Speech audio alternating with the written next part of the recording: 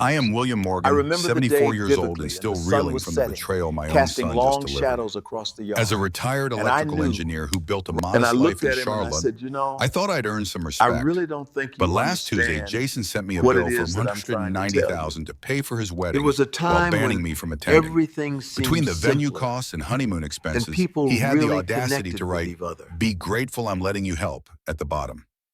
I simply stared at that invoice and smiled coldly.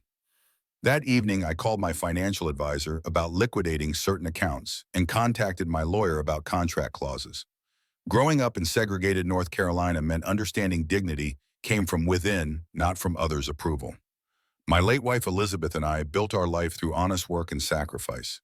Our three-bedroom brick house with its small garden and carport represented decades of careful saving and smart choices.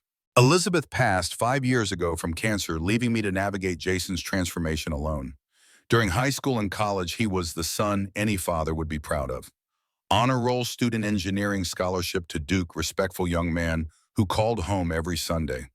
But somewhere between his corporate promotion and meeting Vanessa, his priorities shifted like sand. Vanessa Harrington came from old Charlotte money, the kind that whispers rather than speaks and measures worth by zip codes. At family dinners, she would smile politely while making subtle comments about upgrading their lifestyle and networking with the right people. I watched my son slowly adopt her vocabulary, trading authenticity for aspiration. I witnessed my son gradually losing himself, exchanging authenticity for ambition. The vocabulary he once shared with me, words like fair, honest, worthwhile, gave way to terms like connections, influence, and optics. Jason once valued substance. Now he pursued style. The first crack appeared at Elizabeth's funeral. Jason arrived in an expensive suit with Vanessa whispering in his ear about managing impressions and keeping the service tasteful but brief. When I suggested Elizabeth would have wanted her church choir to sing her favorite hymn, Vanessa intervened, saying it might run long for some guests. Jason sided with her. In the moment my wife was being laid to rest, my son chose his girlfriend's social preferences over his mother's final wishes. That day I lost more than my wife. I lost the certainty that my son would stand beside me when it mattered most. The months that followed showed a pattern. Jason's Sunday calls became shorter, more perfunctory. He spoke of networking events, career advancement in the social circles Vanessa was introducing him to. References to our shared past, fishing trips, science projects, the old truck we rebuilt together, disappeared from our conversations. When I asked why he hadn't visited in weeks, there were always excuses. Vanessa had charity functions. They were renovating their apartment to better reflect their personal brand. They needed to attend dinner parties with people who could open doors for Jason's career. 6 months ago, Jason announced their engagement at Sunday dinner. Instead of joy, Vanessa immediately launched into wedding plans that sounded more like a corporate merger than a celebration of love. When I asked about the guest list, she casually mentioned they were curating an intimate experience, which apparently meant excluding family members who didn't fit their aesthetic vision. "We're creating a statement with this wedding," Vanessa explained, fingers tapping on her tablet, as she showed me venue options that looked more like movie sets than places where real people celebrated. "Every detail reflects the life we're building together." "And what life is that?" I asked, watching my son's face for any sign of the man I raised. "The kind of life Jason deserves," Vanessa answered before he could speak. "Connected, influential, meaningful." I looked at my son. "Is that what you want, Jason?" He smiled, but the smile didn't reach his eyes. "It's going to be amazing, Dad. Wait until you see what Vanessa has planned."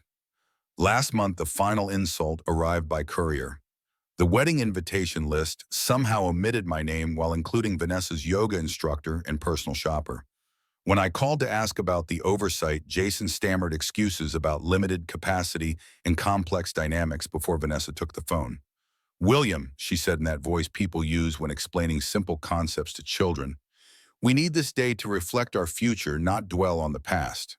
You understand, right?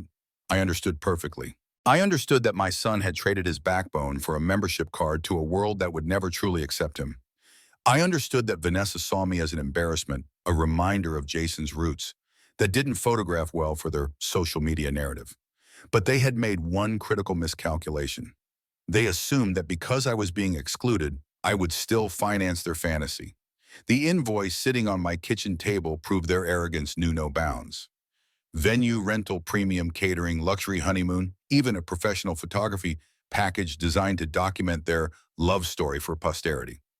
What they didn't know was that this retired electrical engineer had spent 40 years understanding how systems work and what happens when you remove the wrong component. They were about to learn that respect and money flow in the same direction, and I was about to redirect both streams. The pocket watch on my mantle ticked steadily, the same rhythm that had counted down Elizabeth's final days and measured Jason's childhood years. Now it would mark the beginning of the most important lesson I would ever teach my son about the difference between love and leverage. That evening, I powered up my laptop and began pulling threads. The first search was simple Harborview Estate. Their website was all marble columns and golden hour photography, the kind of place that charged extra for existing. But buried in their vendor requirements, I found something interesting. They demanded 50% non-refundable deposits and had strict policies about substitutions. Next came Premier Catering. Their gallery showed events that looked like magazine spreads, complete with ice sculptures and servers who probably earned more per hour than I made in a day. What caught my attention was their payment structure: net 30 for corporate clients, but wire transfers 72 hours in advance for private events. Then I searched Platinum Events Photography. Their Instagram feed was a parade of beautiful people at beautiful venues, every shot calculated for maximum social media impact. But it was their VIP wedding package that made me pause: exclusive social media content, professional editing for publication, coordination with lifestyle bloggers. This wasn't just photography, this was image manufacturing. I leaned back in my chair, pieces clicking into place. Jason and Vanessa weren't planning a wedding. They were producing a show complete with script, staging, and an audience carefully selected for their approval ratings. And somehow I was expected to bankroll this performance while being banned from watching it unfold. My phone buzzed, a text from an unknown number. "Mr. Morgan, this is Jonathan from Premier Catering. We're finalizing details for the Morgan Harrington wedding. Just wanted to confirm your payment schedule since you're listed as the primary contact. Call me when convenient." Primary contact. I stared at those words until they burned into my retinas. Jason hadn't just sent me a bill. He'd made me the financial guarantor for vendors who would come calling when payments ran late. The audacity was breathtaking. I dialed the number. Jonathan picked up on the second ring, his voice carrying the practiced cheer of someone who dealt with wealthy clients daily. "Mr. Morgan, thanks for calling back. We're excited about the Morgan Harrington event. Just need to lock down that payment timeline." "Jonathan," I said, keeping my voice level, "I need to clarify something. I haven't approved any charges. If you need authorization, you'll need it in writing from me personally." Silence, then a careful throat clear. "I'm sorry, I thought the planner said you were handling the account." And the planner assumed incorrectly. "Don't accept any verbal commitments on my behalf. Everything goes through me directly in writing, or it doesn't happen." After I hung up, sat in the gathering dusk, and felt something I hadn't experienced in months: control. For too long, I'd watched Jason drift away, powerless to pull him back. But money, it turned out, was a language everyone understood, including my son. I opened a new browser tab and searched for someone I hadn't spoken to in years: Michael Turner. He'd been Jason's best friend since middle school, the kind of kid who ate dinner at our table more nights than his own.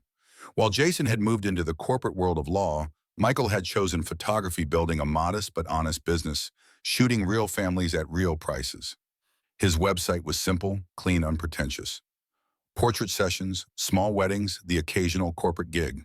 Nothing flashy, just good work from someone who remembered that pictures were supposed to capture truth, not manufacture it. I found his phone number and dialed before I could second-guess myself. "Michael Turner Photography." "Michael, it's William Morgan." A pause, then genuine warmth. "Mr. Morgan, how are you? I was thinking about you just last week." "I've been better. Listen, I need a favor. It's about Jason." I figured it might be. He called me a few months back, asked if I'd shoot his wedding. When I quoted him my rate, he laughed and said they were going with someone more aligned with their vision. Haven't heard from him since. The casual cruelty of it stung. Michael had been like a second son to us, and Jason had dismissed him for not being expensive enough. "I need eyes and ears, Michael. This wedding has turned into something Elizabeth would have hated, and I'm trying to figure out how to reach my son before he disappears completely. What can I do? Oh, you know the industry. You know these vendors. Help me understand what I'm really paying for. There was a long pause. When Michael spoke again, his voice had shifted into the tone of someone choosing sides. Mr. Morgan, from what I've heard through the grapevine, this isn't a wedding, it's a debut. Vanessa's been telling people it's their coming out party for Charlotte society. My stomach tightened. Coming out party. Think debutante ball, but for couples. The guest list reads like a who's who of Charlotte business. The vendors are all top tier, the kind who specialize in events that get written up in magazines. This whole thing is designed to announce that Jason and Vanessa have arrived. Arrived where? Somewhere you apparently don't belong. The words hung in the air like smoke. I closed my eyes and saw Elizabeth's face the way she looked when Jason graduated from Duke. The pride, the hope, the absolute certainty that we'd raised a good man who would make good choices. Michael, can you get me information, vendor timelines, payment schedules, anything that might give me leverage? I can do better than that. I know people. Let me make some calls. After we hung up, I walked to the mantel and picked up Elizabeth's photograph. In it, she's holding infant Jason, both of them glowing with the kind of happiness that doesn't need filters or staging. I traced her face with my finger and whispered an apology for letting our son forget who he was. My phone buzzed again. This time it was Jason himself. Dad, I heard you called the caterer. I did. Why are you making this complicated? Just sign the contracts and let us handle the details. Jason, do you hear yourself? You banned me from your wedding, but expect me to pay for it. You made financial commitments in my name without asking. You turned your back on friends who loved you because they weren't expensive enough. When did you become someone I don't recognize? Silence stretched between us. When he finally spoke, his voice was smaller, younger. Vanessa says you wouldn't understand the position we're in, the expectations. I understand perfectly. You're trying to buy acceptance from people who will never see you as anything more than an interesting addition to their dinner parties. And you're willing to sacrifice your integrity and your family to do it. It's not that simple. It's exactly that simple. But you're about to learn the difference between funding someone's dreams and enabling their delusions. I hung up before he could respond and immediately called my financial advisor. Robert, it's William Morgan. I need to set up a restricted escrow account. I want to control exactly what gets paid and when. As I gave him the vendor information, I felt the first stirrings of something I'd almost forgotten, the satisfaction of setting a boundary and watching other people learn to respect it. Jason was about to discover that his father's wallet came with his father's values attached. The wedding was 6 weeks away. That gave me just enough time to teach my son the most important lesson of his life, that love cannot be purchased, respect cannot be inherited, and family cannot be upgraded like a subscription service. Outside, the October evening settled into darkness. Inside, I began planning the kind of education money can't buy, but consequences certainly can. The next morning brought clarity along with coffee. I sat at my kitchen table with a yellow legal pad drawing lines and connections like I used to do with electrical schematics. Every system has weak points, places where pressure applied correctly can redirect the entire flow. Jason and Vanessa had built their wedding like a house of cards, beautiful but unstable. All I needed to do was find the right card to touch. My first call was to Robert Chen, my financial advisor. We'd worked together for 15 years, ever since Elizabeth's diagnosis taught me the value of having someone who understood both money and emergencies. William, good to hear from you. How can I help? I need to set up an escrow account with very specific restrictions. I want to control vendor payments down to the penny, wedding related. Unfortunately, my son thinks he can spend my money without my permission. I need to show him how contracts actually work. Robert chuckled. I've seen this before. Entitled children assuming their parents' wallets are community property. What kind of restrictions are we talking about? Power basic lighting, food insurance. Nothing decorative, nothing for show. If it doesn't keep people fed and safe, I don't fund it. Smart boundaries. I can have the paperwork ready by this afternoon. You'll have complete control over what gets paid and when.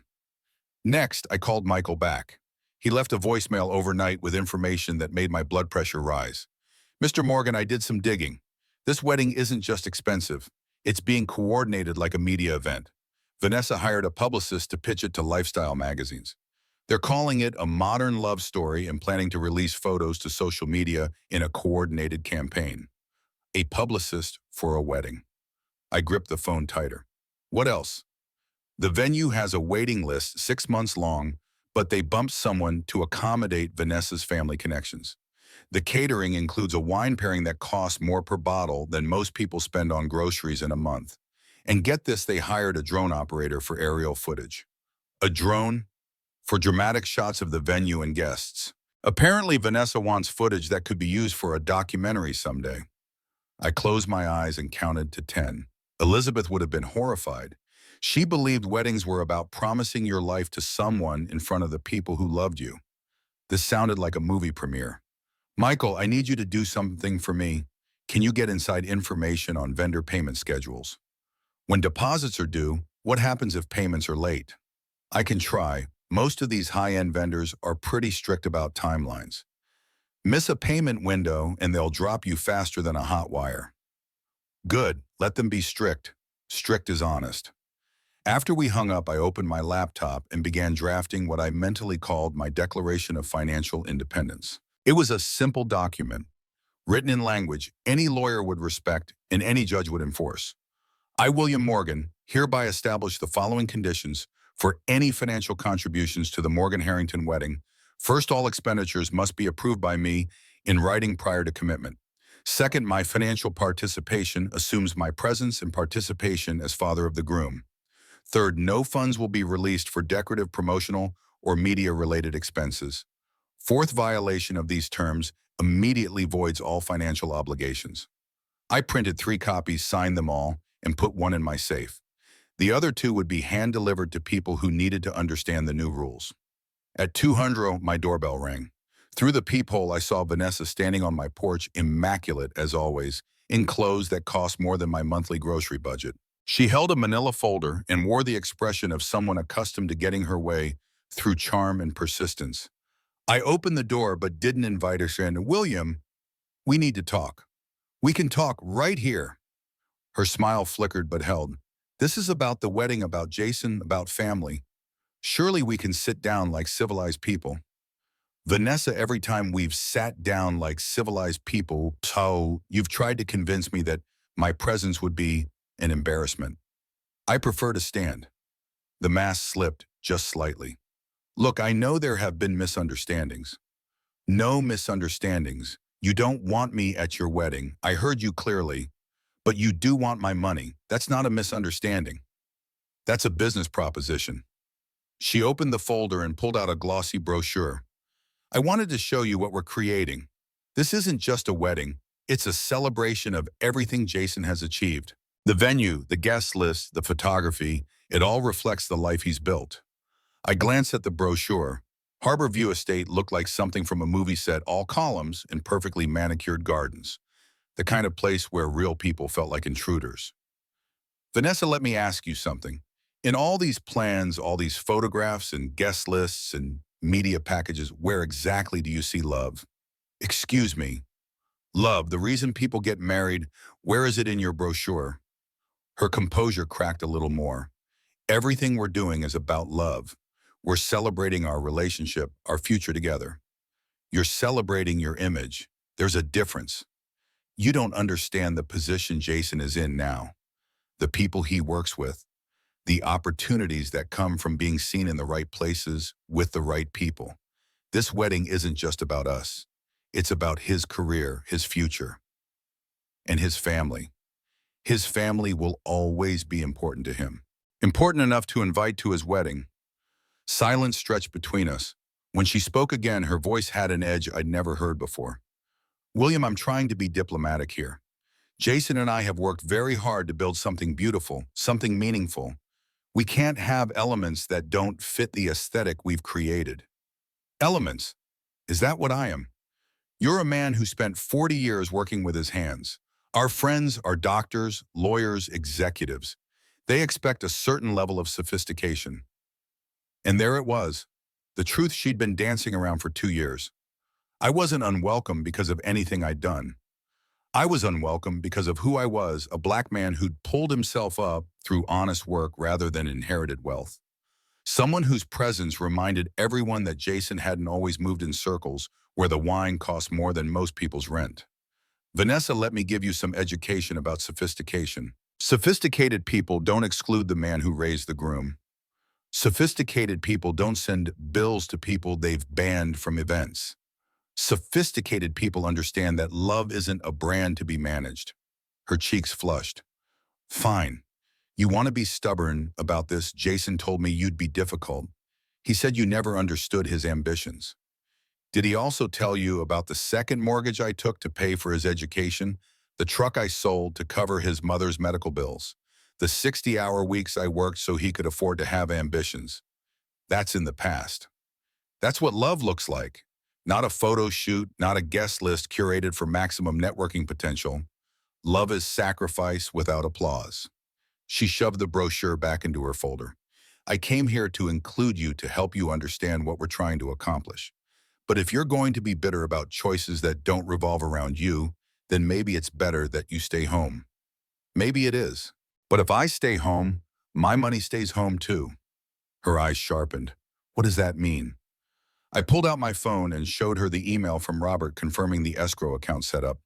It means every vendor on your list now has to get my written approval before they see a dime. It means your publicity campaign doesn't get funded. It means your drone footage gets shot with someone else's money. You can't do that. I just did. Jason put my name on those vendor contracts as the primary financial contact. That gives me legal authority over what gets paid and what doesn't. Vanessa's composure finally shattered completely. You selfish old man. Do you have any idea what you're destroying? The connections we've made, the opportunities this represents. I'm not destroying anything. I'm setting boundaries. If you want to build your social climbing platform, you're welcome to do it. Just don't expect the man you've rejected to bankroll your ambitions. Jason will never forgive you for this. Maybe, but he'll respect me. And right now I'll take respect over forgiveness. She turned and walked back to her car heels, clicking against concrete like a countdown timer. As she drove away, I felt something I hadn't experienced in months, the satisfaction of a boundary clearly drawn and firmly held. My phone rang almost immediately, Jason's voice tight with barely controlled frustration. Dad, what did you say to Vanessa? She's furious. I told her the truth that love doesn't require a publicity campaign. She's trying to do something special for us. She's trying to do something special for her image. There's a difference, though, and the fact that you can't see it worries me more than anything else about this situation. Why are you making this so hard? We invited you to contribute to be part of something beautiful. You invited my wallet. You banned me. If you can't understand why that's a problem, then we have bigger issues than wedding planning. Jason was quiet for a long moment. When he spoke again, his voice was different, smaller. Dad, I'm caught between you and Vanessa. I love you both. Then act like it. Stop treating me like an ATM and start treating me like your father. What do you want from me? I want you to remember who you are, not who Vanessa thinks you should become, but who your mother and I raised you to be. Another silence. I need to think. Good. Thinking is what adults do before they make decisions. After he hung up, I sat at my kitchen table and looked at the copies of my financial declaration. One would go to every vendor on that list. Let them understand that the gravy train had conditions, now real ones with consequences. Michael called back that evening with more intelligence. Mr. Morgan, I talked to someone at Premier Catering. They're nervous about the timeline. Apparently the event is so elaborate they need an extra week of prep, but Harbor View Estate won't give them exclusive access until payment is confirmed. If your escrow holds up their deposit, they might have to scale back the menu. Good. Maybe my son will eat real food instead of architectural presentations. There's something else. The photographer Platinum Events. They're not just shooting the wedding. They're creating content for Vanessa's personal brand launch. Her what? She's planning to use the wedding photos for some kind of lifestyle blog she wants to start. I closed my eyes and felt a headache building. A lifestyle blog called what? Elevated Living or something like that. Vanessa as the hostess with the mostest showing other women how to live with style and grace. The wedding is basically going to be her portfolio. Michael, can you do me a favor? Start documenting this photos conversations evidence of what this wedding has really become. I have a feeling I'm going to need proof that this was never about love. Already on it, Mr. Morgan. And sir, for what it's worth, Mrs. Morgan would be proud of you for standing up for what matters. After we hung up, I walked to the mantel and picked up Elizabeth's picture. In the soft evening light, her smile looked almost knowing, as if she'd seen this day coming and trusted me to handle it right. I'm trying, baby, I whispered to the photograph. I'm trying to save our boy from becoming someone we wouldn't recognize. Outside, Charlotte settled into evening darkness. Inside, I prepared for the kind of fight that happens when love refuses to be bought and respect demands to be earned. The wedding was 5 weeks away, and every day Jason delayed in choosing between his father's values and Vanessa's ambitions, the more expensive his education was going to become. The war began on a Wednesday morning with coordinated attacks from multiple fronts. First came the phone call from Jason, his voice carrying the carefully rehearsed tone of someone who'd been coached. Dad, I've been thinking about our conversation. Maybe we can find some middle ground here. I poured my coffee and settled into the kitchen chair. I'm listening. What if we scaled back some of the extras, maybe skip the drone footage, reduce the floral arrangements, but we really need the full catering package and the photography. These are investments in our future. Jason, when did food become an investment? When did taking pictures become a business strategy? You don't understand the world I work in now. Image matters. The people who can advance my career will be at this wedding. First impressions count for everything. And what impression do you want to make that you're a man who borrows money he can't repay to impress people who don't really know him? Silence. Then a defensive edge crept into his voice. I can repay it. My promotion comes through next month and Vanessa's getting a raise. We have it handled. What promotion? What raise, Jason? You're counting chickens that might never hatch. Dad just signed the papers. Please, for me, for Mom's memory, for our family. The mention of Elizabeth hit like a slap. Don't you dare bring your mother into this. Elizabeth would be horrified by what you're doing. She believed in living within your means and treating people with respect, not excluding family members who don't fit your new image. Mom would want me to be successful. Mom would want you to be decent. There's a difference. An hour later, Vanessa arrived unannounced. This time, she didn't bother with pleasantries. William, we need to resolve the situation immediately. Vendors are calling with questions about payment schedules. This is becoming embarrassing. For who? For all of us. Do you want people thinking Jason's family can't afford to support his wedding? I want people thinking Jason's family has principles. If that embarrasses you, examine your values, not my bank account. She pulled out her phone and showed me a screen full of text messages. Look at this. The florist, the photographer, the venue coordinator. Everyone wants confirmation. You're creating chaos. I read the messages over her shoulder. Professional politeness barely masking growing anxiety. Payment confirmations requested. Timeline concerns expressed. The careful language of vendors who smell trouble but can't afford to lose clients. Vanessa, this isn't chaos. This is accountability. Every business runs on cash flow, and every vendor should know who's actually authorizing their checks. But you are authorizing them. The contracts have your name.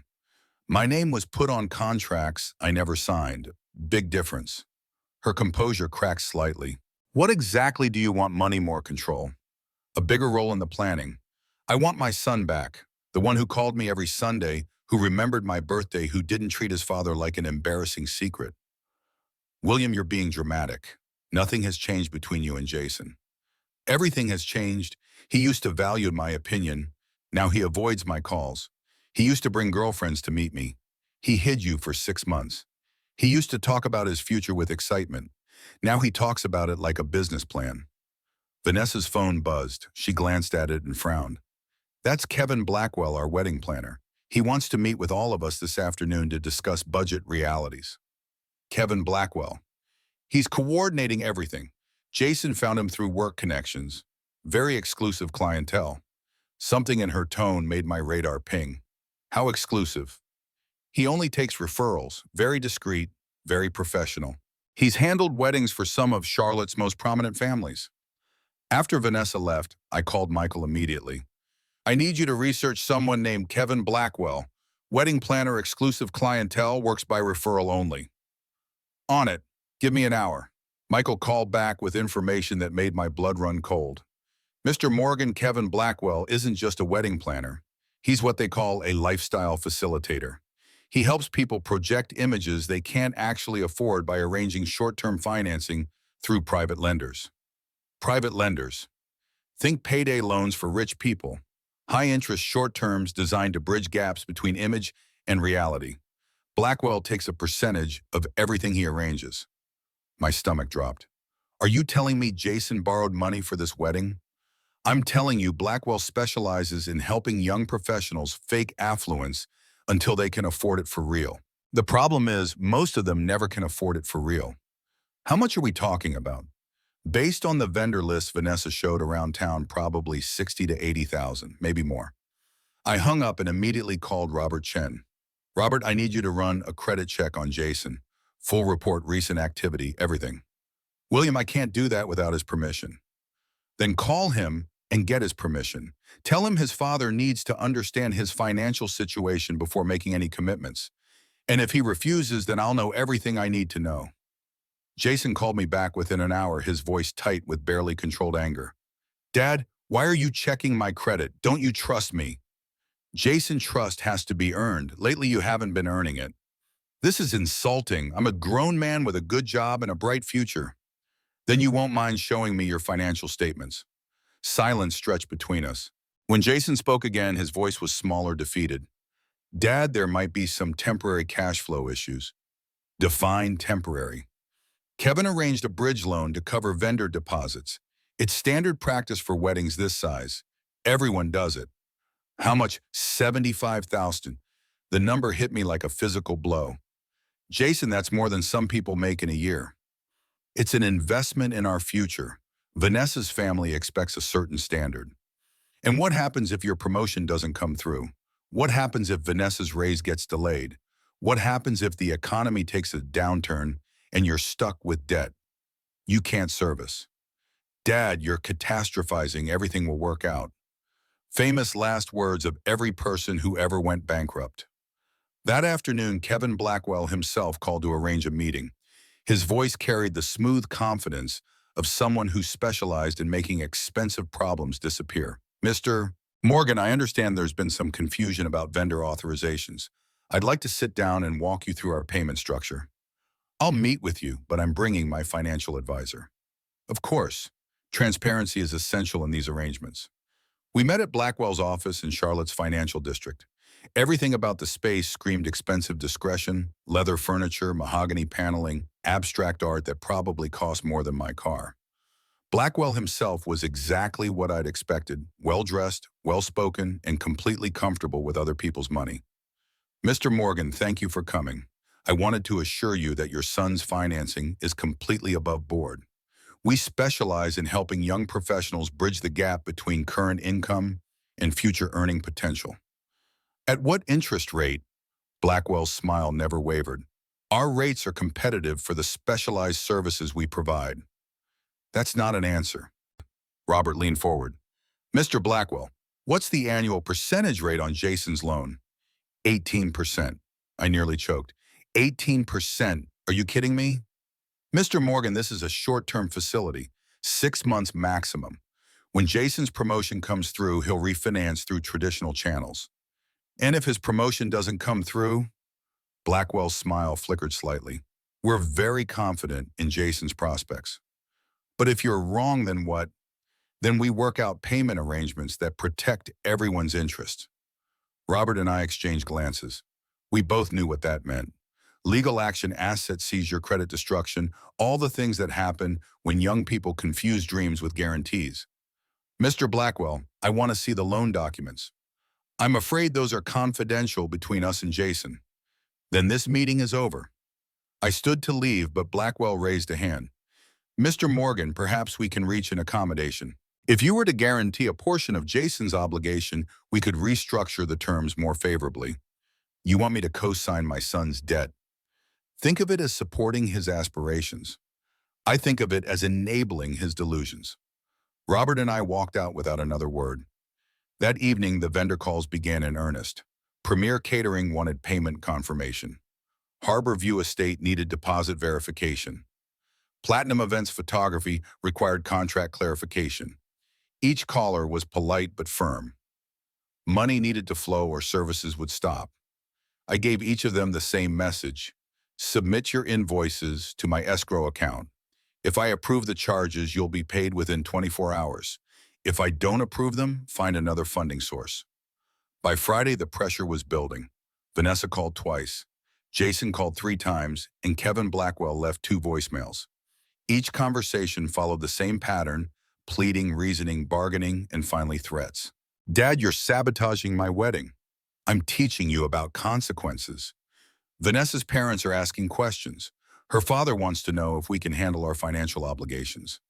Can you, Beckham? Must. We can with your help. That's not the same thing as being able to handle them. Friday evening, Michael called with disturbing news. Mr. Morgan, I talked to someone at Harbor View Estate. They're getting nervous about the Morgan Harrington wedding. Payments are behind schedule, and they're starting to make contingency plans. What kind of contingency plans? They have other events waiting for that date. If payments don't clear by next Wednesday, they might offer the slot to someone else. Good. Let them offer it to someone else. Maybe Jason will learn that real life operates on real deadlines. Saturday morning brought the most desperate call yet. Jason's voice breaking with stress. Dad, please, I'm begging you, just this once, help me out. I swear I'll pay you back. Jason, I've helped you out your entire life. College tuition, car payments, apartment deposits, medical bills, when you didn't have insurance. When has it ever been just this once? This is different. How? Because if you don't help me now, I'll lose everything. Vanessa, the wedding, my reputation at work. Everything. Maybe losing everything isn't the worst thing that could happen to you. Maybe it's the only thing that will teach you who you really are. The silence that followed was profound. When Jason spoke again, his voice was barely a whisper. I never thought my own father would abandon me. I'm not abandoning you. I'm refusing to rescue you from choices you made without consulting me. There's a difference. What am I supposed to do? Be honest with Vanessa about your financial situation. Scale back your wedding to something you can actually afford. Stop trying to impress people who don't care about you enough to accept you as you are. And if Vanessa leaves, then you'll know she was never the right woman for you. After that call, I sat in my kitchen and stared at Elizabeth's photograph for a long time. Tough love is the hardest kind to give because it requires you to watch someone you love suffer consequences you could prevent. But preventing those consequences would mean enabling the behavior that created them in the first place. The phone rang again. This time it was Kevin Blackwell, and his smooth confidence had developed some rough edges. Mr. Morgan, we need to discuss Jason's situation immediately. Vendors are threatening to withdraw from the event. Then Jason needs to make some decisions. With respect, sir, you're forcing those decisions through financial pressure. That's not fair to the young couple. Mr. Blackwell, you loaned my son money he can't repay for a wedding he can't afford to impress people who don't really know him. Don't lecture me about fairness. We're trying to help Jason achieve his dreams. You're helping him buy a fantasy with borrowed money. When reality comes due, you'll be long gone with your fees and he'll be left with the debt.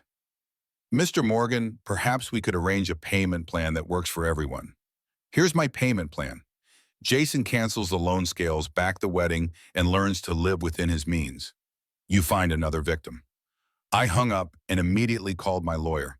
Tom, I need you to draft a letter stating that I have no financial responsibility for any debts incurred by my son without my written authorization. William, what's going on? My son is learning the difference between what he wants and what he can afford.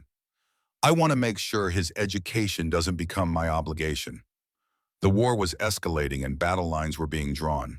On one side stood Jason, Vanessa, and Kevin Blackwell, committed to a vision of success that required borrowed money and excluded inconvenient family members. On the other side stood me, armed with nothing but principles and the financial discipline to enforce them. The wedding was 4 weeks away, and something had to give. I just hoped that when it did, my son would land on solid ground instead of the house of cards he'd been building. Monday morning arrived with the kind of phone call that tells you a situation has moved from complicated to critical. Kevin Blackwell's voice had lost all pretense of smooth professionalism. Mr. Morgan, we have a serious problem. Harbor View Estate is threatening to cancel the venue reservation unless they receive full payment by Wednesday. That's 48 hours. Then you better figure out where to find 48,000. Sir, with respect, this affects your son's reputation as much as his finances. When word gets out that the Morgan Harrington wedding was canceled for non-payment, it will follow Jason for years. I set down my coffee cup carefully. Mr. Blackwell, are you threatening me? I'm explaining consequences. Charlotte's social circles are smaller than you might think. People talk. Let them talk. Maybe they'll mention that Jason tried to live beyond his means and his father refused to enable the fantasy. Mr. Morgan, I've worked with dozens of families in similar situations. There's always a way to work things out that preserves everyone's dignity. Whose dignity are we preserving? Yours, Vanessa's, because Jason lost his dignity the moment he borrowed money he couldn't repay to impress people who don't actually care about him. Blackwell's voice hardened. I'm trying to help your son here. No, you're trying to protect your commission. Big difference. I hung up and immediately called Michael. How fast can you get to Harbor View Estate? 20 minutes. Why? I want eyes on the ground. If they're really preparing to cancel, there will be signed staff meetings, alternative booking calls, that kind of thing. On my way. An hour later, Michael called back with confirmation. Mr. Morgan, it's real. The events coordinator was on the phone with another client when I walked past her office. I heard her say the October 28th slot might be opening up due to payment issues. Good. Let Jason learn what contracts actually mean. At noon, Vanessa called in full panic mode. William Kevin says you're refusing to guarantee the venue payment. Do you understand what this means? It means actions have consequences. It means social suicide. Do you know who's supposed to be at this wedding? Partners from Jason's firm? Clients Vanessa's been cultivating? People who can make or break careers. If we have to send cancellation notices, we'll be laughing stocks. Vanessa, let me ask you something. If these people are really Jason's friends and colleagues, wouldn't they understand financial constraints? Wouldn't they respect him for making responsible choices? That's not how the world works. That's not how your world works. There's a difference. Her voice cracked slightly. William, you're destroying everything we've built. What you've built is a house of cards. I'm just refusing to hold it up with borrowed money. Jason will never forgive you. Maybe, but he'll survive, and maybe he'll even thank me someday. Tuesday brought the confrontation I'd been both dreading and anticipating. Jason called and asked to meet at Meridian Park, the place where Elizabeth and I used to take him to feed ducks when he was small. The irony wasn't lost on either of us. He was already there when I arrived, sitting on the same bench where Elizabeth used to read him stories. He looked older than his 32 years, worn down by stress and impossible choices. Dad, we need to fix this. I sat beside him but didn't speak immediately. Sometimes silence creates space for truth. Kevin says the venue is gone unless we pay by tomorrow. Vanessa's been crying for 2 days. Her mother called this morning asking if we need financial help, which was humiliating beyond description. What did you tell her? That we had it handled. But we don't, do we? We don't have anything handled. Dad, when did you stop telling me the truth? He looked at the pond where ducks moved in lazy circles. When I started being ashamed of it. Ashamed of what? Of needing help, of not being as successful as I pretended to be, of dating a woman whose family has more money than mine ever will. And you thought borrowing money would solve that? I thought it would buy me time to catch up. Catch up to what? An image, a lifestyle, Jason, you're chasing, something that doesn't exist. We sat in silence for several minutes. When Jason spoke again, his voice was barely audible. I love her, Dad. I know you don't understand why, but I do. I understand loving someone. What I don't understand is sacrificing yourself to make them happy. She's not asking me to sacrifice myself, isn't she? She asked you to exclude your father from your wedding. She asked you to borrow money you can't repay. She asked you to pretend to be someone you're not. What part of yourself is left? Jason put his head in his hands. I don't know anymore.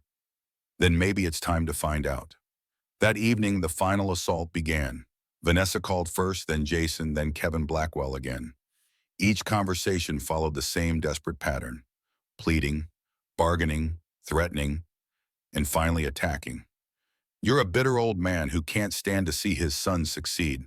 You're sabotaging Jason out of jealousy. You're proving that Vanessa was right about your character. I listened to each accusation without defending myself. Sometimes the truth speaks loudest when you don't argue with lies. Wednesday morning brought the call I'd been expecting. Harborview Estate, polite but firm.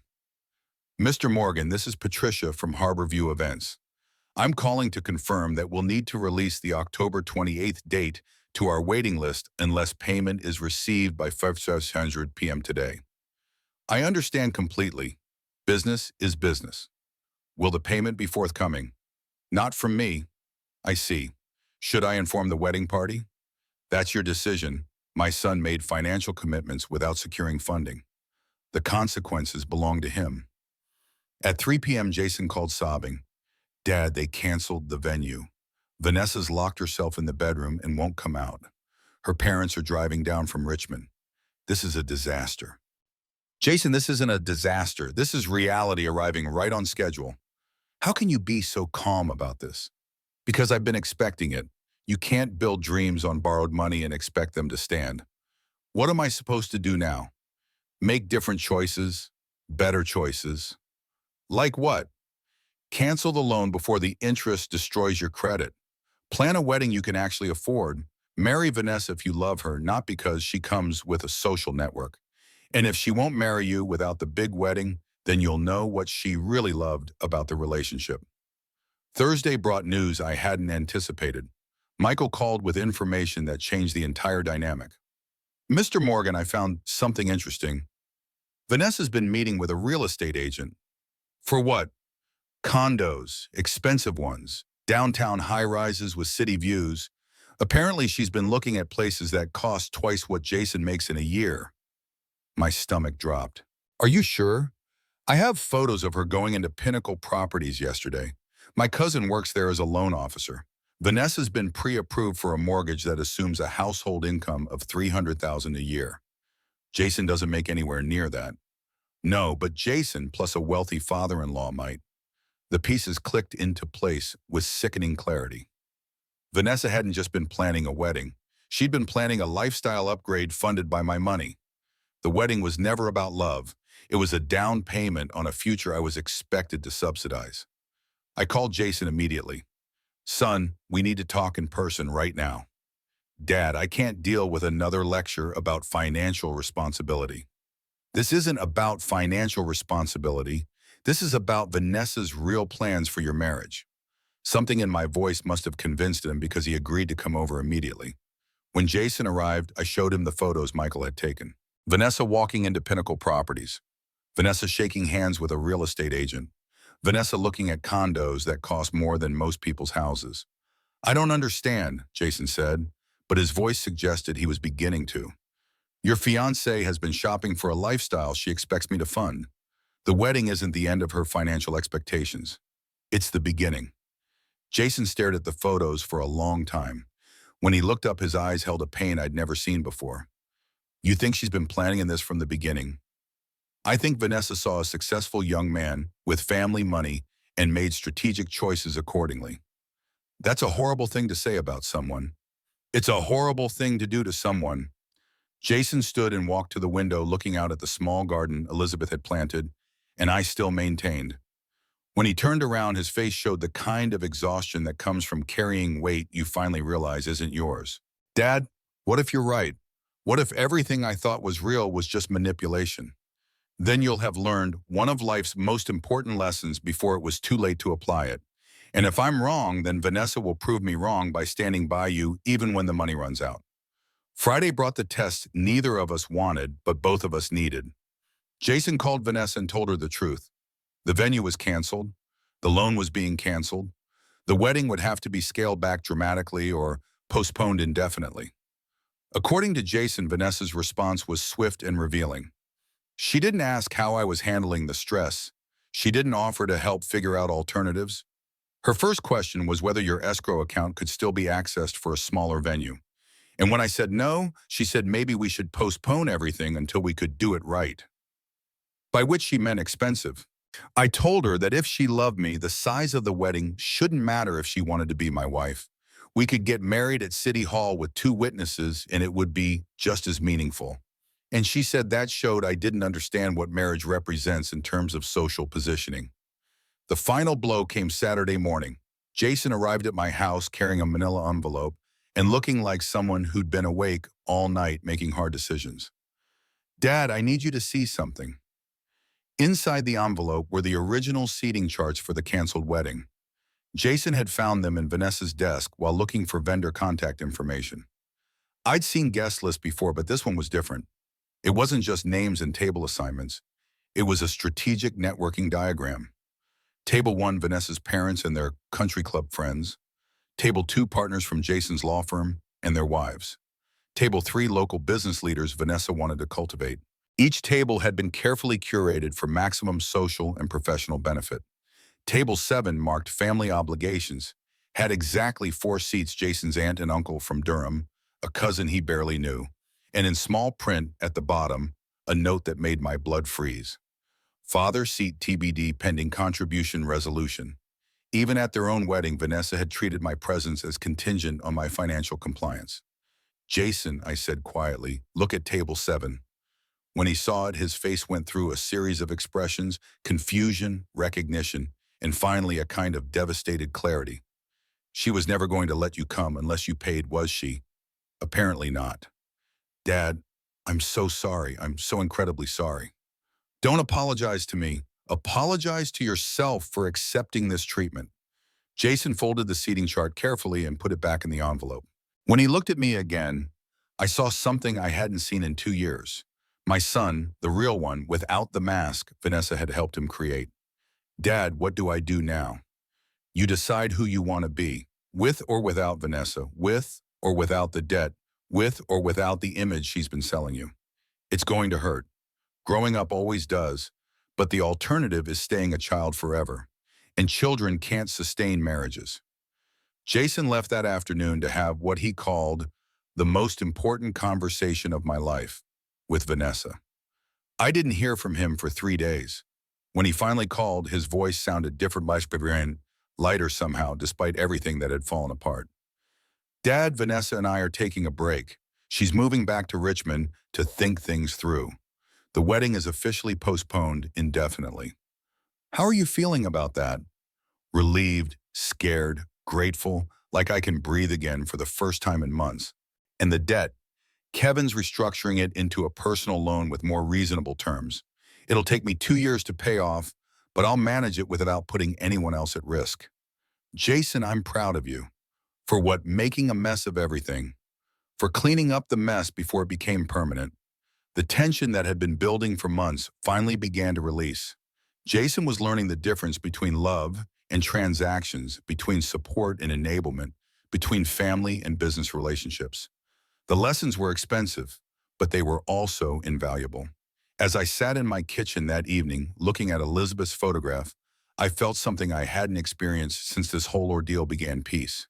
Not because everything was resolved, but because truth was finally being spoken, and choices were finally being made based on reality rather than fantasy.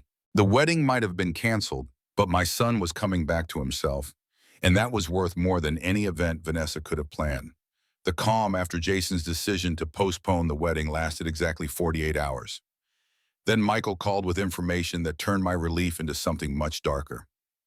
"Mr. Morgan, you need to know something about Vanessa. That LLC that mentioned it, I got access to the business filings. Harrington Lifestyle Enterprises filed 6 months ago, right after the engagement announcement." I set down my morning coffee. "What kind of business?" "On paper, it's a lifestyle consulting company, but the financial activity tells a different story. Large deposits from unknown sources, payments to high-end retailers, transfers that don't match any legitimate business model." "Michael, speak plainly. What are you telling me?" "I think Vanessa's been running money through this company to hide purchases from Jason, expensive ones. Jewelry, furniture, designer clothes all paid for by Harrington Lifestyle Enterprises. The implications hit me like a physical blow. Vanessa hadn't just been planning an expensive wedding. She'd been funding an expensive life hidden from the man she claimed to love. How much money are we talking about? Based on what I can see in public records, at least 40,000 in the past 6 months. Maybe more. Where's that money coming from? That's what I can't figure out. The deposits are irregular, different amounts, different timing. It's not salary, not family money, something else. I hung up and immediately called my lawyer, Tom Harrison. Tom, I need you to run a business check on Harrington Lifestyle Enterprises. Full corporate filing, ownership structure, financial activity, if you can access it legally. William, what's going on? Last week you were worried about wedding debt. Now you're investigating corporations. I'm starting to think the wedding debt was just the tip of a very large iceberg. Tom called back 3 hours later with information that made me question everything I thought I knew about Vanessa. William Harrington Lifestyle Enterprises is registered as a sole proprietorship under Vanessa Harrington's Social Security number. But the interesting part is the registered address, which is a mailbox service in South Charlotte professional address rental, the kind people use when they don't want their real address on public documents. What does that suggest to you? That whatever Vanessa's doing with this company, she doesn't want it easily traced back to her personal life. That afternoon, I made a decision that felt both necessary and intrusive. I called Jason and asked him to come over for a conversation that would change everything. Dad, you sounded urgent on the phone. What's wrong? I showed him the corporate filing documents Tom had obtained.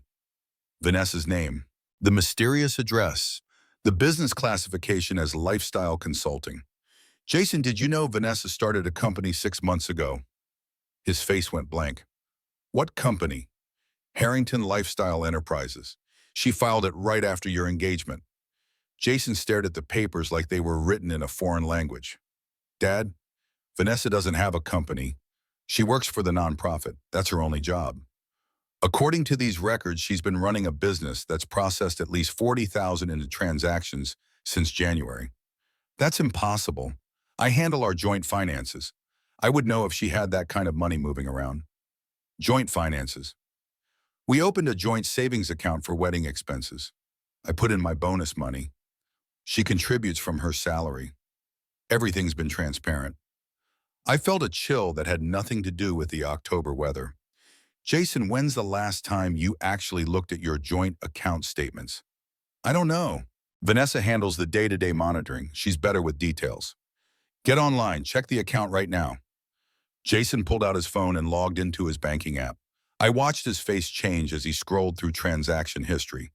Dad, there are withdrawals here I don't recognize. Large ones.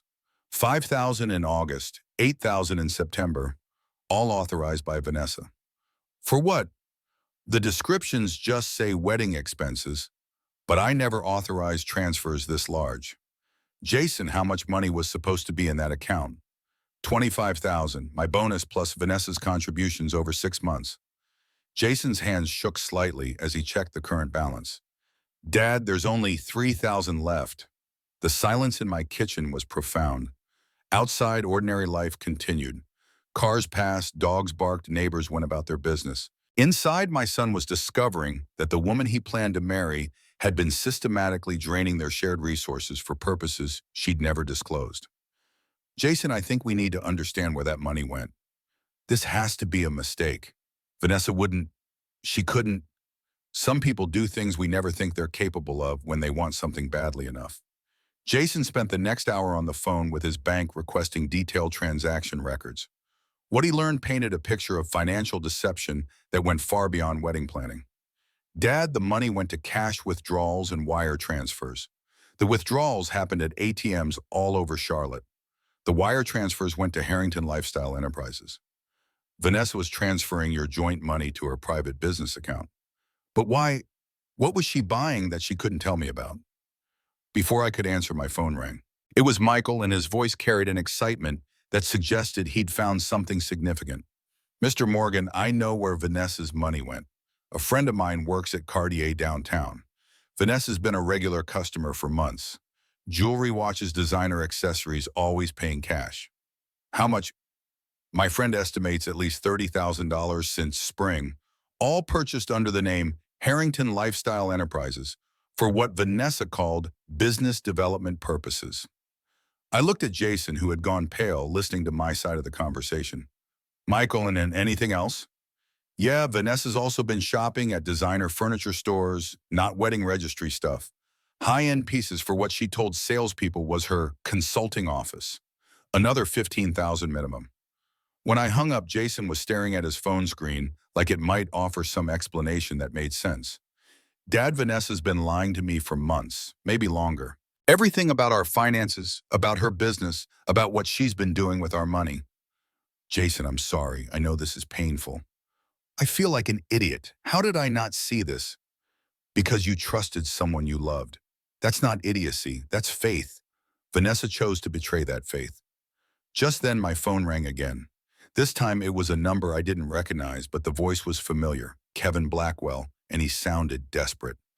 Mr. Morgan, we have a serious situation. Several vendors are threatening legal action over unpaid deposits. That's Jason's problem, not mine. Sir, your name is on the vendor contracts as the financial guarantor. Legally, you may be liable for outstanding debts. My blood pressure spiked. I never signed any guarantor agreements. The wedding planner contract includes a clause stating that the primary family contact assumes financial responsibility for vendor obligations. I looked at Jason, who was listening to my side of the conversation with growing alarm. Mr. Blackwell, send me copies of every document that allegedly bears my signature. I want to see exactly what I'm supposed to have agreed to. Mr. Morgan, we need to resolve this quickly. Premier Catering is threatening to file a lien. Harbor View Estate is demanding immediate payment for cancellation fees, and Platinum Events Photography wants compensation for lost bookings. How much are we talking about? Approximately $35,000 in cancellation fees and deposit forfeitures. After I hung up, Jason and I sat in stunned silence. The wedding that was supposed to cost $190,000 was going to cost money, even though it wasn't happening. Dad, I'm ruined. The joint account is empty. Vanessa's been stealing our money, and now vendors want $35,000 in cancellation fees. Jason, take a breath. Let's solve one problem at a time. I called Tom Harrison immediately. Tom, I need you to review some vendor contracts. Kevin Blackwell claims I'm financially liable for wedding debts, but I never signed any guarantor agreements. William, email me everything you have. I'll review it tonight and call you first thing tomorrow. That evening, as Jason sat at my kitchen table going through bank statements and trying to piece together the scope of Vanessa's deception, I found myself thinking about patterns. Elizabeth used to say that people's true character emerged under pressure. Crisis revealed who someone really was beneath their public persona. Vanessa's crisis response had been to lie, steal, and manipulate. She'd hidden a business, drained shared accounts, and left Jason exposed to legal liability while positioning herself as the victim of my financial constraints. Jason's crisis response had been different. Painful honesty, genuine remorse, and a willingness to face consequences. He was learning, growing, becoming the man Elizabeth and I had tried to raise.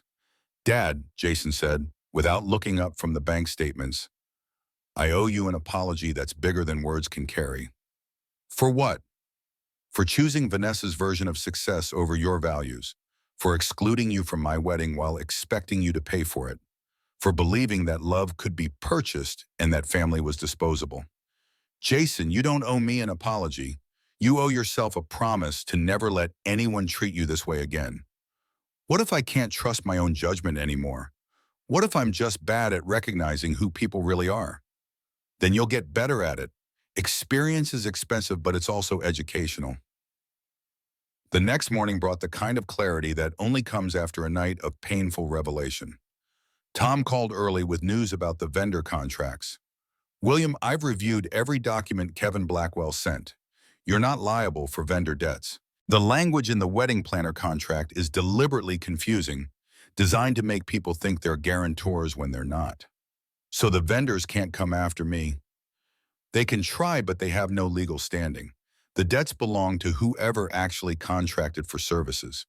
That's Jason and Vanessa. What about the financial guarantor language Blackwell mentioned? Pure intimidation. Blackwell's hoping you don't know the difference between being listed as a contact and being liable for payment. A relief flooded through me, followed immediately by anger at Blackwell's deceptive tactics. Tom, can we go after Blackwell for attempted fraud? We could, but it might not be worth the effort. The real issue is whether Jason can be held liable for the full amount when Vanessa was a co-contractor. That afternoon, I made a decision that surprised even me. I called Vanessa directly. William, why are you calling me? Because my son deserves to know who he was planning to marry. I don't know what you mean. Harrington Lifestyle Enterprises, $30,000 in undisclosed jewelry purchases, $22,000 transferred from Jason's joint account without his knowledge. Should I continue? The silence stretched so long, I thought she might have hung up. Vanessa, are you there? How did you find out about that? Does it matter? What matters is that you've been living a double life funded by money you stole from the man who trusted you. I didn't steal anything. That money was for our future together. Jewelry and designer furniture were for your future together. You wouldn't understand. Image matters in my world. I was showing Jason what success looks like. The conversation ended there because I realized I was talking to someone who lived in a completely different moral universe. Vanessa genuinely believed that deception in service of image was not only acceptable but necessary. That evening, Jason made a decision that marked his transition from victim to survivor. Dad, I'm calling Kevin Blackwell tomorrow to cancel the remaining vendor contracts and negotiate payment plans for legitimate cancellation fees. I'm closing the joint account Vanessa had access to, and I'm filing a police report about the unauthorized transfers.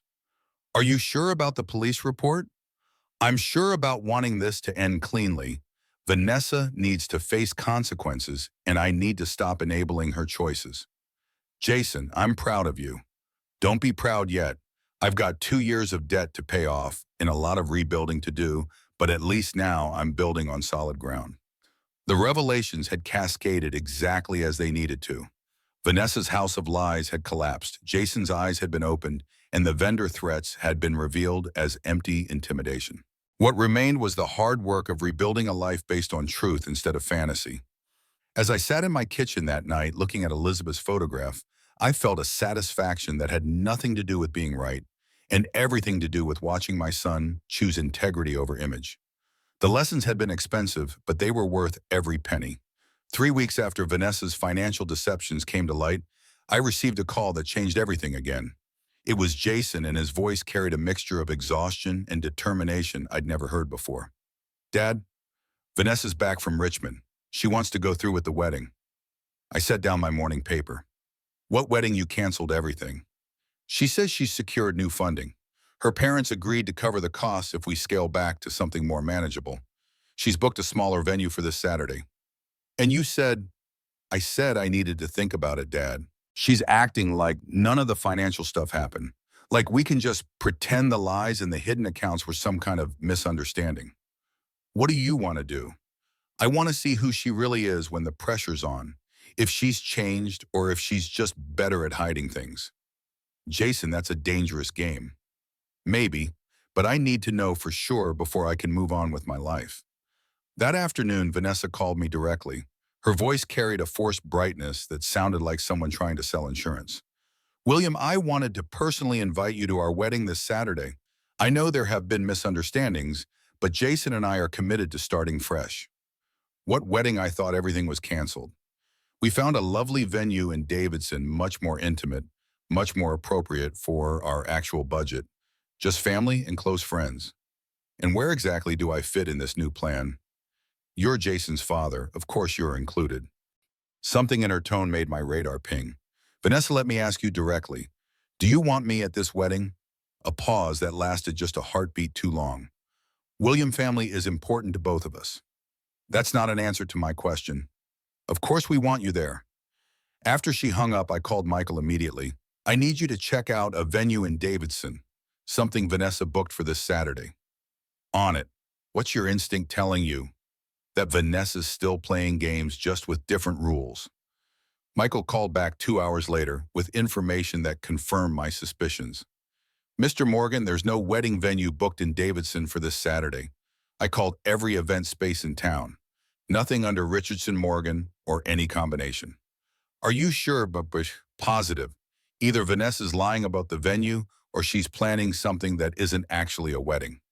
That evening, Jason came to my house looking more conflicted than I'd ever seen him. Dad, something's not right. Vanessa keeps changing details about Saturday. First it was a garden ceremony, then it was indoors. Now she's saying it might be at her parents' house in Richmond. Jason, has Vanessa shown you any contracts for this wedding, vendor agreements, venue, confirmations, anything in writing? She says her parents are handling everything directly with vendors. She doesn't want me to worry about details. Son, that should worry you more, not less. Friday evening brought the call I'd been dreading. Vanessa, and this time the mask was completely off. William, there's been a change of plans for tomorrow. What kind of change? We've decided to have a private ceremony. Just Jason and me, my parents and the officiant. Very intimate, very meaningful. And Jason knows about this? He's fine with it. He understands that after everything that's happened, we need to focus on what's really important, which is our commitment to each other without outside distractions. Outside distractions, is that what you call his father? William, you've made your feelings about our relationship very clear. We don't want any negativity on our special day. I hung up and immediately called Jason. He answered on the first ring. Dad, Vanessa just told me you can't make it tomorrow because you're not feeling well. That's interesting because Vanessa just told me you decided you wanted a private ceremony without family. The silence that followed was profound. Jason, are you there? She lied to both of us. Yes, she did. Dad, what should I do? Whatever you do it with your eyes open. Saturday morning, I made a decision that felt both risky and necessary. I drove to Davidson to find whatever Vanessa had actually planned. If there was a wedding, I was going to attend. If there wasn't, I was going to find out what game she was really playing. The venue turned out to be Riverside Gardens, a small event space I hadn't thought to check because it was technically in Cornelius, not Davidson. I found it by following a trail of white balloons and Vanessa's social media posts. I parked across the street and watched through my car window as vendors arrived. A small catering truck, a florist van, a photographer who definitely wasn't the expensive Platinum Events crew Vanessa had originally hired. This was a budget wedding thrown together at the last minute. At 10:30, I saw Jason arrive looking like a man walking to his execution. He stood in the parking lot for 5 full minutes before finally going inside. I waited another 10 minutes, then made my choice. I walked across the street and through the front door of Riverside Gardens like I belonged there. The space was simple but nice. White chairs arranged in short rows, basic floral arrangements. A small arch where vows would presumably be exchanged. Maybe 40 people, total none of whom I recognized, except for Vanessa's parents.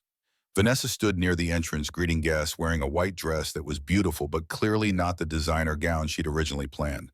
When she saw me, her face went through a series of expressions: surprise, anger, calculation, and finally forced politeness. William, what a lovely surprise. I thought you weren't feeling well. I'm feeling fine. Looking forward to celebrating my son's wedding. I'm not sure we have a seat for you. The guest list was finalized based on your regrets. Then I'll stand.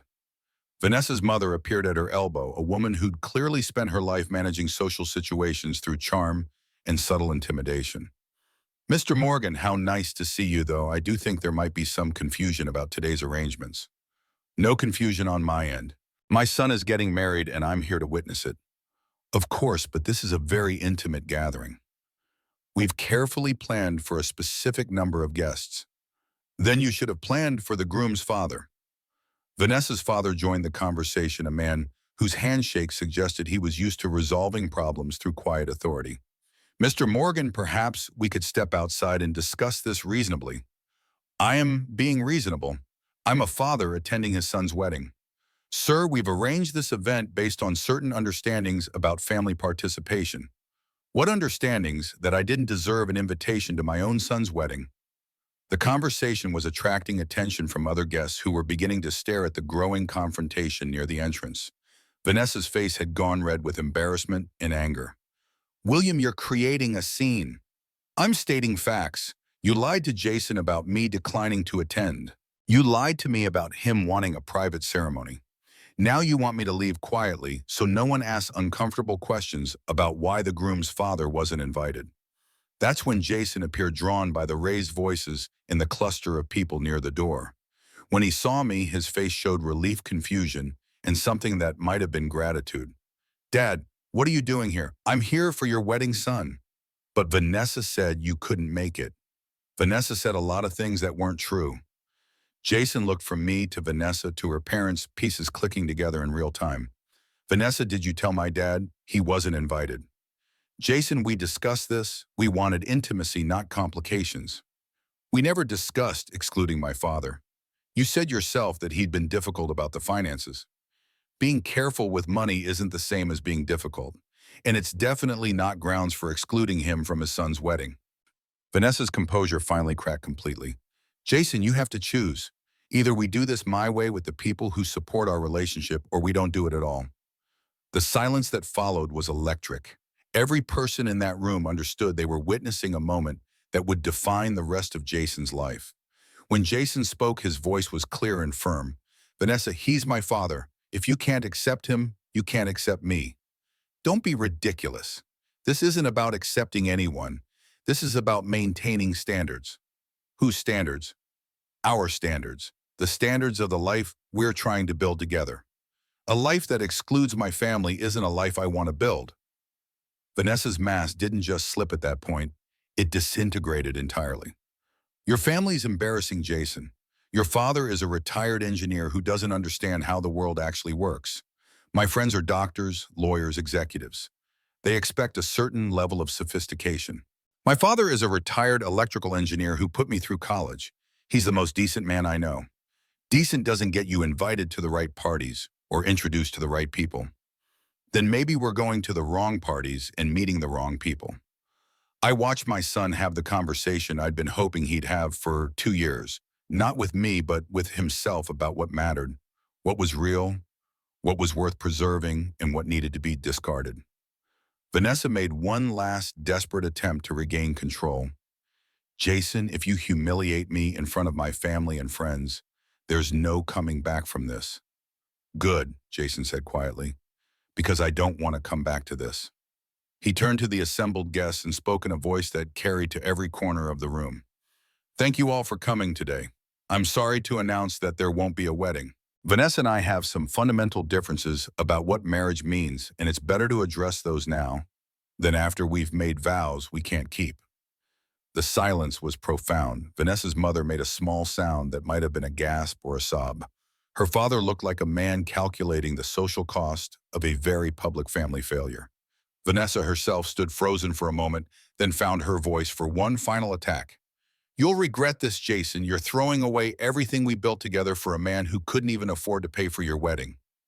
"No," Jason said calmly. "I'm throwing away a fantasy for a relationship with someone who actually loves me."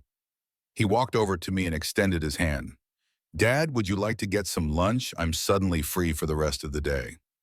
As we walked toward the exit, I heard Vanessa behind us explaining to her guests that the wedding was postponed due to a family emergency. Even in defeat, she was managing the narrative. In the parking lot, Jason stopped and looked back at Riverside Gardens, where people were beginning to file out, looking confused and disappointed. "Dad, did I just make the biggest mistake of my life?" "Jason, you just made the smartest decision of your life." "It doesn't feel smart. It feels terrifying." Growing up usually does. We drove to a diner in Charlotte where the coffee was honest, and the waitresses called everyone honey. Jason ordered eggs and bacon like a man who hadn't eaten in days. I ordered the same and watched my son slowly relax into his own skin. "Dad, can I ask you something?" "Anything." "How did you know Vanessa wasn't right for me?"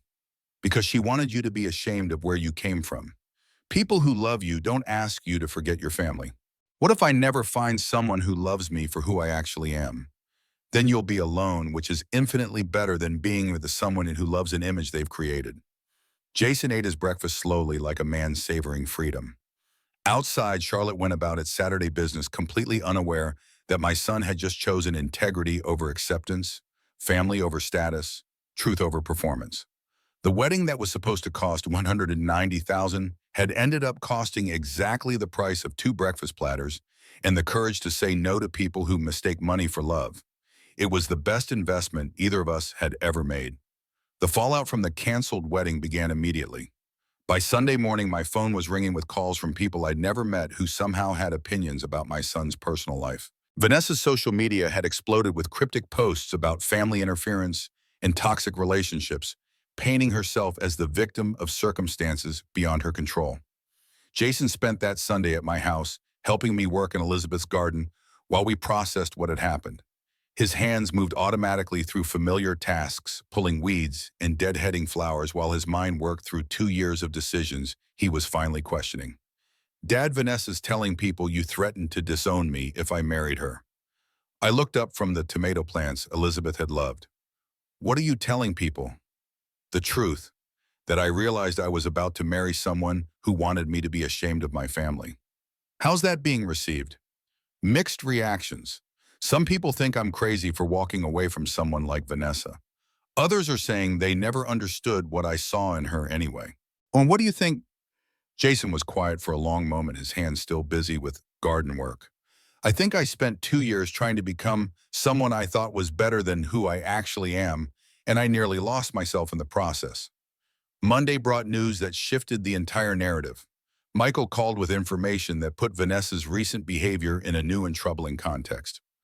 Mr. Morgan, I found out why Vanessa was so desperate to go through with some kind of wedding ceremony yesterday. Tell me. She'd already sold the exclusive story to Charlotte Lifestyle magazine, from modest beginnings to high society birth, a modern love story. The article was supposed to run this month with photos from the wedding. I sat down heavily. She was going to monetize their marriage. Gets worse. The magazine paid her a $5,000 advance, which explains some of the money that disappeared from the business account. Vanessa wasn't just planning a wedding. She was planning a media launch for her personal brand. Does Jason know? Not yet. I thought you should tell him. When Jason came over that evening, I showed him the email Michael had forwarded from Charlotte Lifestyle magazine, a cheerful note from an editor asking when they could expect the wedding photos and final interview for their upcoming feature story.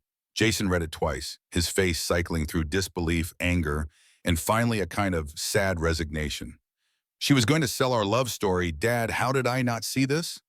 How did I miss that? Everything about our relationship was being packaged for public consumption. Because you loved someone, and love makes people hopeful, you kept looking for the woman you thought Vanessa could become instead of accepting who she actually was. What kind of person sells their wedding to a magazine without telling their fiancé? The kind of person who sees relationships as business opportunities. Tuesday brought Vanessa herself appearing at my front door without warning or invitation. She looked different, smaller somehow, as if the events of the weekend had deflated something inside her. William, we need to talk. We really don't. Please, just 5 minutes. Against my better judgment, I led her into my kitchen. She sat at the same table where Jason had made his decision to cancel the loan, where we discovered her financial deceptions, where truth had finally been spoken after months of lies. I want to explain what happened Saturday. Vanessa, what happened Saturday was clarity. Nothing needs explaining. You don't understand the pressure I was under. My parents, my friends, everyone had expectations about this wedding. I couldn't just cancel everything without losing face. So you planned a fake wedding and excluded the groom's father to save face? It wasn't fake. I love Jason. You love the idea of Jason, the successful young professional who could elevate your social status. You never loved the actual man who came with an engineer father and modest family background. Vanessa's composure cracked slightly. That's not fair. What's not fair is expecting someone to abandon their family for your approval. William, Jason has potential, real potential, but he needs guidance, refinement. He needs someone who understands how success actually works. Success at what cost? His integrity, his relationships, his sense of self. You're being dramatic. Am I, Vanessa? You stole money from your shared account, lied about your business activities, excluded his father from his wedding, and sold your love story to a magazine without his knowledge. If that's what success looks like, Jason is better off failing. She was quiet for a long moment, staring at her hands folded on my kitchen table. What am I supposed to do now? Everyone knows the wedding was canceled. My reputation is ruined. Your reputation was built on lies. Maybe it's time to build something real. Easy for you to say. You don't understand what my world is like. You're right. I don't understand a world where love is a marketing opportunity and family is disposable. And I'm grateful Jason escaped before he learned to understand it too. Vanessa left without another word and I never saw her again. But Jason told me later that she'd called him several times, each conversation following the same pattern. Apologies that blamed circumstances, promises to change that came with conditions, and finally threats about what her family could do to his career. Jason handled each call the same way, with polite firmness and an increasingly clear understanding of who Vanessa really was versus who he'd wanted her to be. Wednesday brought an unexpected visitor. Kevin Blackwell appeared at my door looking haggard and desperate. "Mr. Morgan, I need to discuss Jason's financial obligations." "Jason doesn't have financial obligations to you." "Sir, there are vendor contracts that remain unfulfilled, cancellation fees that were triggered by Saturday's events." "Then Vanessa can pay them. She contracted for the services." "Vanessa's parents are refusing to cover costs they say were unauthorized." "Sounds like a problem between you and Vanessa." Blackwell's professional veneer finally cracked completely. "Mr. Morgan, if these debts don't get paid, my business will be destroyed. I've been covering vendor payments out of my own pocket, hoping the wedding would proceed." "Mr. Blackwell, you built a business model on enabling people to live beyond their means. Now you're learning what happens when reality arrives." "I was trying to help young couples achieve their dreams.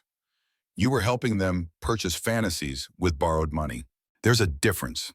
Blackwell left, looking like a man who'd finally understood that other people's dreams don't pay your bills when they wake up.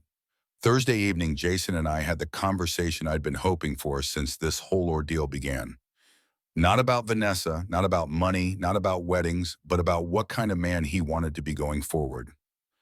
"Dad, I've been thinking about what you said about choosing who I want to be, and I want to be someone Mom would be proud of. Someone who treats people with dignity, who keeps his word, who doesn't pretend to be more than he is." "You already are that person. You just forgot for a while." "How do I make sure I don't forget again?"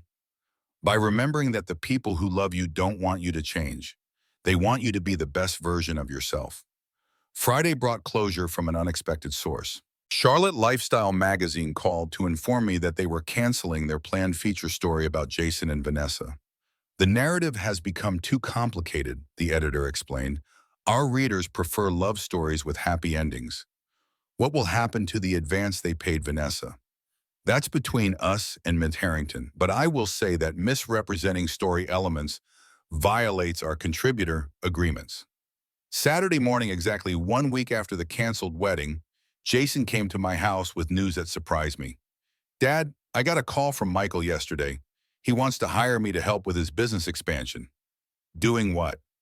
"Marketing, business development, the kind of corporate strategy work I do at the firm, but for small businesses, real people building honest enterprises." "And you're interested?" "I'm interested in work that feels meaningful. Michael's building something real, helping families preserve memories instead of manufacturing images." "What about your job at the law firm?" "I'll keep it for now, do consulting work on weekends."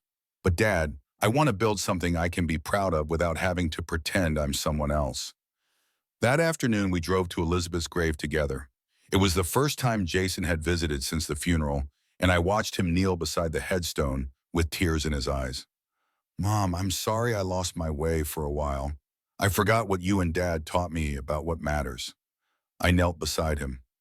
"She knows, son, and she's proud of the choice you made." We sat there for a while in comfortable silence, father and son reconnected by shared loss and renewed understanding. Sunday evening, as October settled into November and the worst crisis of our relationship moved into memory, Jason helped me prepare dinner in the kitchen where everything had started with that invoice for $190,000. "Dad, can I ask you something?" "Always." "Do you think I'll ever find someone who loves me for who I actually am?" "I think you already know someone who loves you for who you actually are. Who yourself, and that's where every healthy relationship starts." As we cooked together, sharing stories and jokes, I felt Elizabeth's presence in a way I hadn't since she died, not as sadness or loss, but as completion. We'd raised a good man who'd temporarily lost his way, but found his path back to the values that mattered.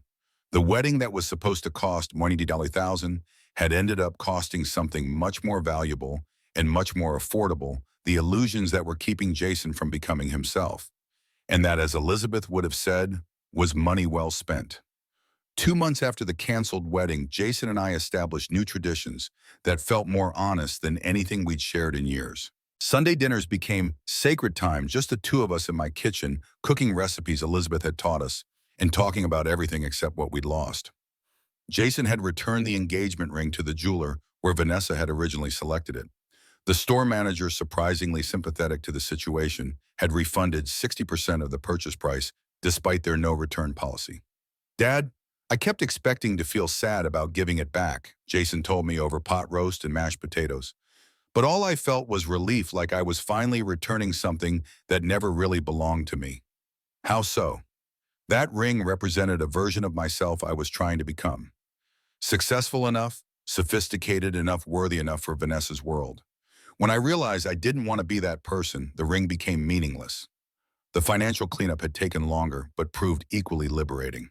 Jason closed Harrington Lifestyle Enterprises, which required Vanessa's signature and led to their final conversation. According to Jason, she'd signed the dissolution papers without comment, as if the business had never meant anything more than a convenient way to hide purchases. "She kept the jewelry," Jason said. "Apparently that was always the plan. Build a collection of expensive pieces that would appreciate in value while someone else paid for them." "Are you bitter about that?" "I was for about a week. Then I realized I was bitter about being deceived, not about losing access to overpriced accessories.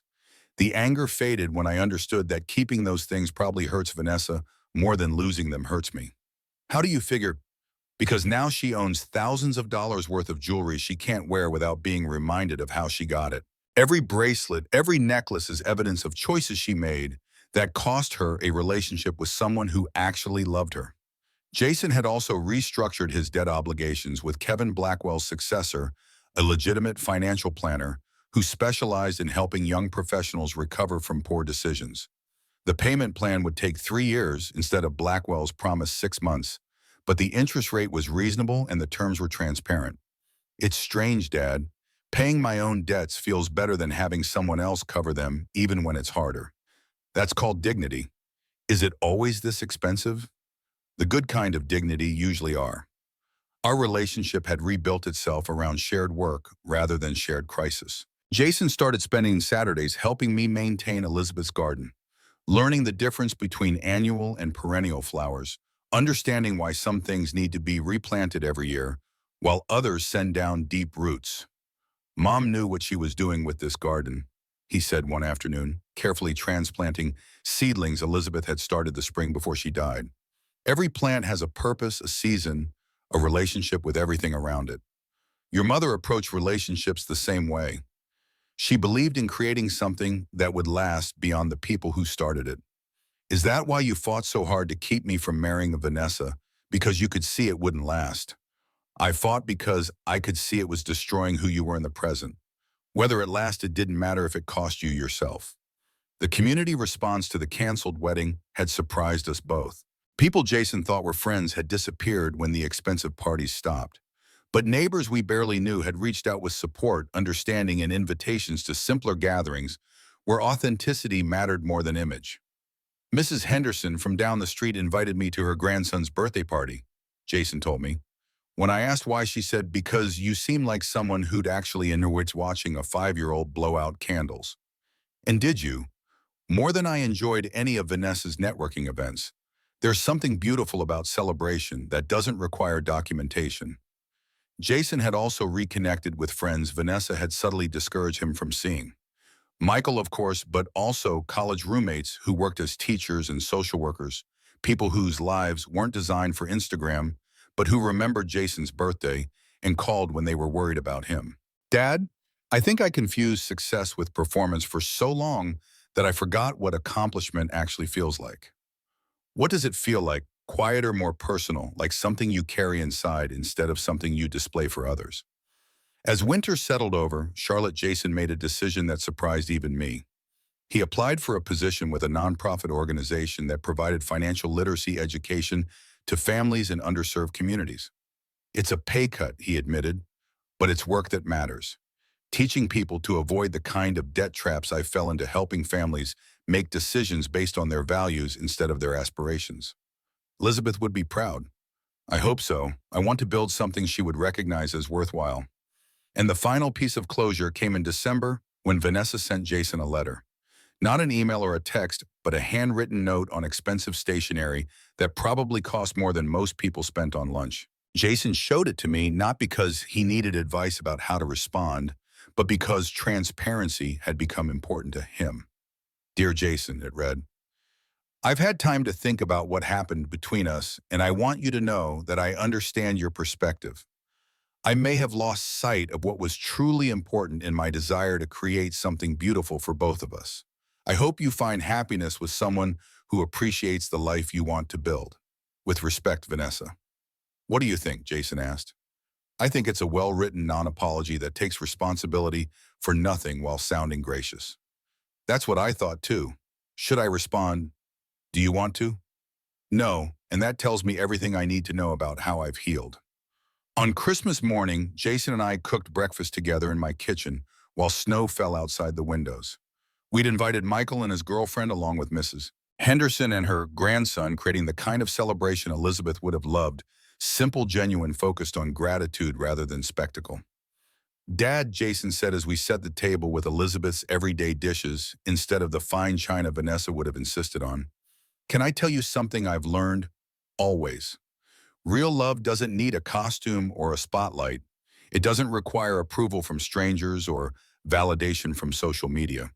When you chose authenticity over applause, you chose the man Mom raised over the image Vanessa crafted. Sometimes the greatest gift you can give someone is the courage to disappoint the wrong people. A father's job isn't to fund his child's fantasies. It's to model what integrity looks like when the lights go dim and the cameras stop rolling. I looked at my son, really looked at him, and saw someone Elizabeth would recognize. Not perfect, not without scars, but honest in a way that made everything else possible. Jason, your mother would say that's the best Christmas present she could have asked for. What's that? Watching her son choose love over leverage, substance over show, family over fashion. As our guest arrived and the house filled with laughter that didn't need to be performed for anyone, I understood that the most expensive education Jason had ever received was also the most valuable. He'd learned the difference between what costs money and what costs nothing, between what impresses people and what actually matters, between love that comes with conditions and love that comes with commitments. The wedding that never happened had taught us both something no ceremony could have provided, that the best relationships are built on truth, sustained by respect, and celebrated by people who love you exactly as you are, exactly where you come from, exactly as you choose to be. And that, as Elizabeth would have said, is worth more than all the jewelry in Charlotte.